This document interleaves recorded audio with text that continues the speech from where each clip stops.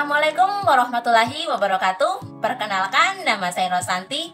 Pada kesempatan ini kita akan membahas tentang tipe-tipe kepribadian. Namun sebelumnya, apa sih itu kepribadian dan apa pentingnya memahami kepribadian? Nah, kepribadian itu merujuk pada pola perilaku, pikiran, dan emosi yang konsisten pada seseorang. Ini itu mencakup sifat-sifat yang membuat setiap individu itu unik. Nah, faktor genetik, pengalaman hidup, dan interaksi dengan lingkungan itu memainkan peran penting dalam pembentukan kepribadian seseorang.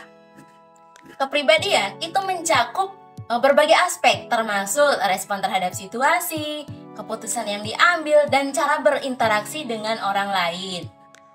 Nah, pemahaman terhadap kepribadian itu penting karena dapat membantu membangun hubungan interpersonal yang lebih baik, kemudian memungkinkan pengembangan diri yang optimal, meningkatkan efektivitas komunikasi, kemudian mengelola konflik dengan baik, dan mendukung kesuksesan dalam karir dan kerjasama tim.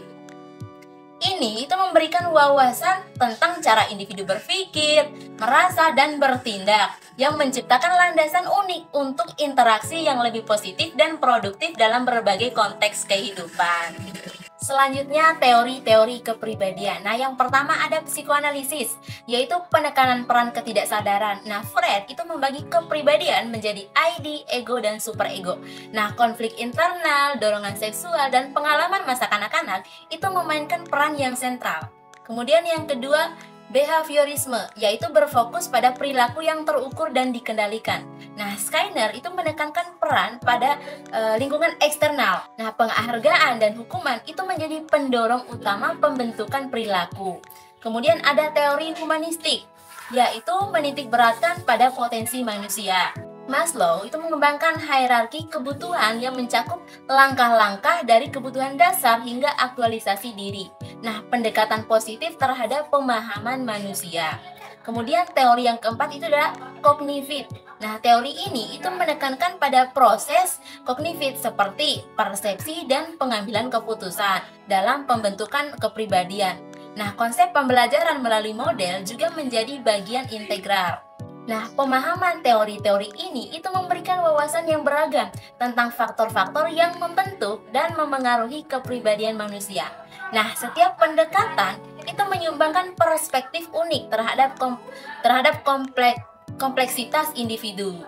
Lalu, apa aja sih tipe-tipe kepribadian? Nah, yang pertama ada extrovert versus introvert. Nah, extrovert dia cenderung lebih energik dan bersemangat dalam berinteraksi sosial.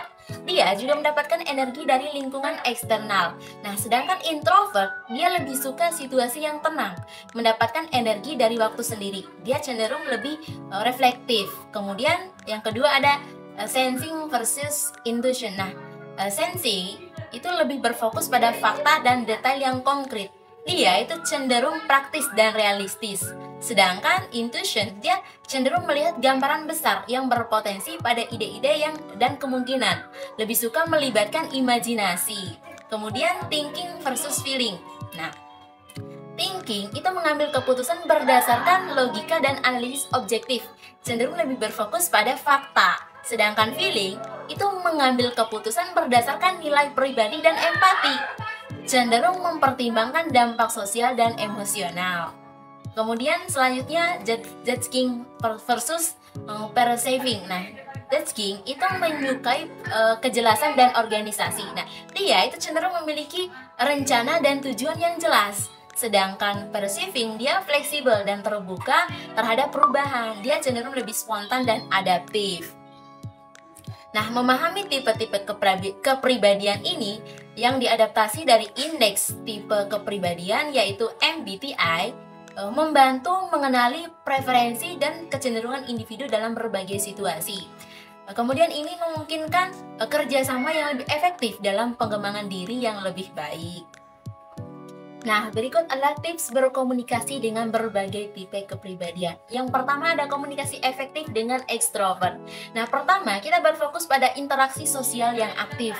Kemudian kita sediakan kesempatan untuk berbicara dan berbagi ide. Lalu kita gunakan pendekatan yang dinamis dan energik. Kemudian yang kedua, pendekatan terhadap introvert. Nah, pertama, kita hormati kebutuhannya akan waktu sendiri. Kemudian, kita berikan ruang untuk refleksi dan pemikiran yang mendalam. Lalu, kita komunikasikan secara lebih tenang dan santai. Kemudian yang ketiga, menangani perbedaan preferensi antara thinking dan feeling. Nah, dengan thinking, kita berbicara secara logis dan objektif. Sedangkan dengan feeling, itu berfokus pada nilai-nilai dan empati. Kemudian kita temukan titik temu antara logika dan emosi dalam komunikasi. Nah, dengan mengadaptasi gaya komunikasi yang sesuai dengan preferensi kepribadian, kita dapat memperkuat hubungan dan memastikan pesan yang lebih efektif dan dapat dipahami oleh orang lain. Kemudian, kesimpulan apa sih yang bisa kita ambil? Nah, untuk mencapai keseimbangan dalam kepribadian, yang pertama penting untuk mengenali dan memahami kekuatan serta kelemahan dalam tipe kepribadian kita. Kemudian, pencapaian keseimbangan itu membantu memanfaatkan potensi positif dalam mengatasi tantangan kepribadian. Lalu pentingnya penerimaan terhadap perbedaan kepribadian.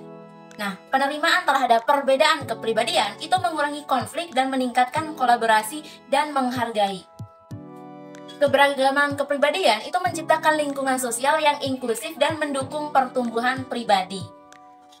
Nah, itu dia pembahasan singkat kita tentang tipe-tipe kepribadian. Apabila Anda ingin menyampaikan kritik dan saran yang mendukung, bisa melalui kolom komentar. Sekian dan terima kasih. Wassalamualaikum warahmatullahi wabarakatuh.